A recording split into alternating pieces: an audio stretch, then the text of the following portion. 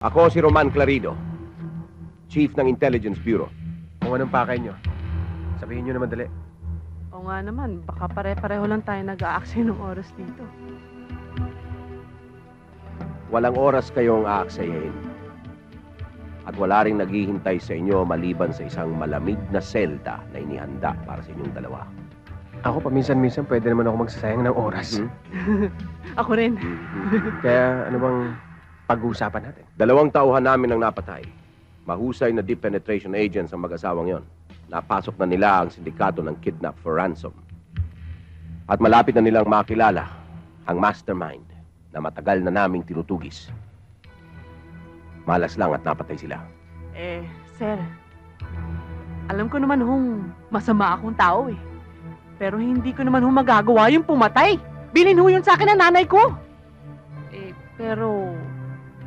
Ito si Bardo. Baka siya, tingnan niyo naman, itsura pa lang, mamamatay daw ng dating. Hoy, tumahimik ka nga dyan, babaeng mabilis ang kamay.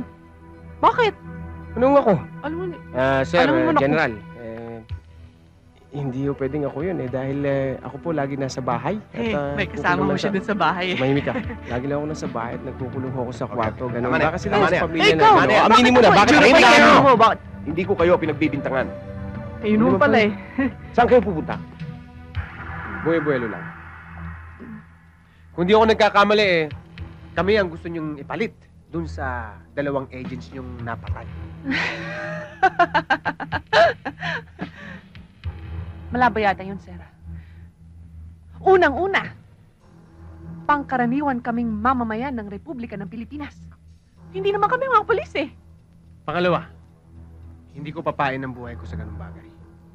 Ayoko mamatay. Oo nga. Meron pa ako. Meron pa Sabi ako.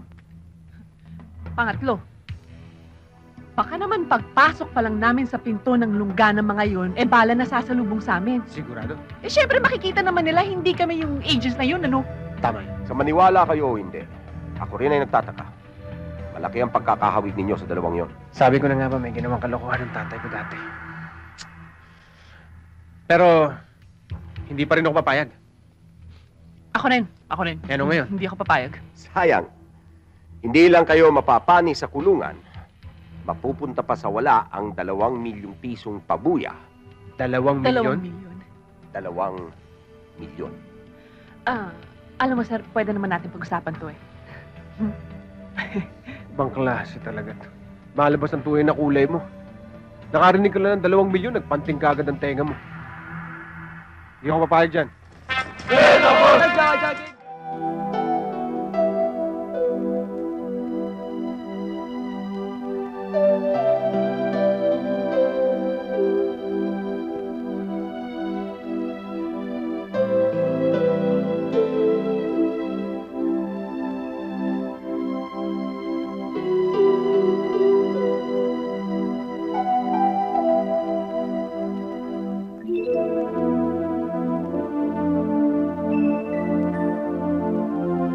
Saglit po nating pinuputol ang programang I Love You Sabado. Meron po tayong flash report mula sa newsroom. Si Angel Santo Domingo, ang lalaking kamakailan lang na nabalitang nabugbog sa gate ng ABN station ay kasalukuyang nasa emergency room ngayon. Dahil sa natamong saksak sa iba't ibang bahagi ng katawan, dahil sa pagtatanggol niya sa mga driver ng pampasaherong jeepney na hinihinga ng tong ng mga extortionist goons sa kanilang lugar. At ayon sa doktor na tumitingin kay Santo Domingo, malubha ang lagay niya. Antabayanan ninyo ang mga susunod pang balita. Ngayon po sa pagbabalik ng ating programa. Doktor, kumusta ang anak ko? Kamusta na po ba lagay niya? Huwag kayong mag-alala. Ligtas na siya. Salamat, Doktor. Walang anuman. Thank you po. Sige.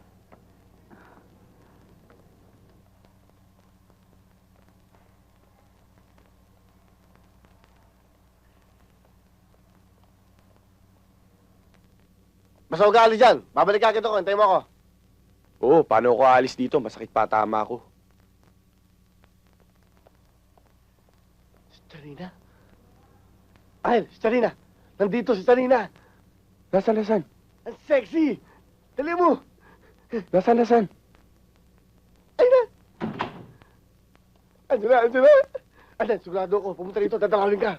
Sigurado ka ba? Sigurado ako si Sarina yun. May mga dala pang papagkain. Ganda lalaki na ba ako? Ay, ang gwapo mo. Kamukha mo sa Pakito. Tuloy! Tuloy. Sir, maglilinis lang ho ako. Ha? Akala ko ba si Charina? Sige. Linis ko na to. Labas na. Oo. Sige ho, doktora, kayo na hong bahala sa lola ko. Oo, sige. Siya nga pala, nandyan ngayon yung Anghel Santo Domingo na nagrally sa gate, Hayaan niyo siya. Baka isipin niya siya pa ang dinadalo ko. Sige, huwag niyo hong pababayaan ng lola ko, ha? Oo, sige. Ako nang bahala sa kanya. Yes, ma'am. Margarita, please. How about the gentleman? Same. Ladies drink, sir? Scotch for the gentleman. Scotch. On the rock, sir? Yes, Scotch on the rocks. Aba. Bakit mo ko painimin ng bato? Papatay mo ba ako? Eh, sir, yellow ho yun eh. Nak. Ang English ng yellow ay ice. Scotch on the ice. So you give me Scotch on the ice. Hindi yun. No. Let it be. Move it. Sir, bago yun Anytime, iho. Sige na. Okay. Am I right, ladies and gentlemen? Right. Yes. Right. Believe kayo, no? Kain na tayo. Okay.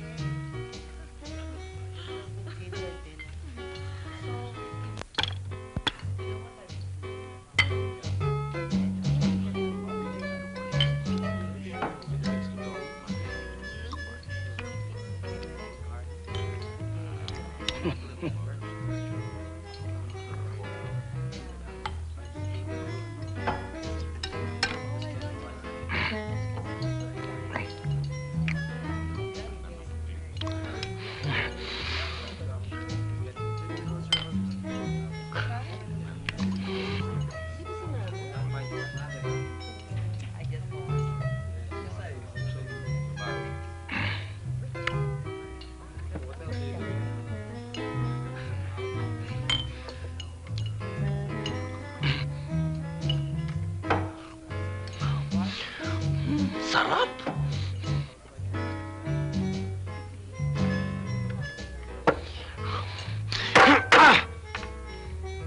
Oh, hindi mo ba nagustuhan ng pagkain? Hindi ko nga nalasahan eh. Hindi ka nabusog. Paano ako bubusog? Patipiran tayo ng patipiran. Kasi mabuti na yung ganito. Para pag kinuha ni Papa na bodyguard ulit, alam mo na yung tamang etiquette sa pagkain. Ticket? Kakain na lang may ticket pa? Etiquette. Yun na nga, ticket. Aalis tayo rito. Doon tayo sa direct to the point. Direct to the point? You give me this, and this. And you put it in there. Okay?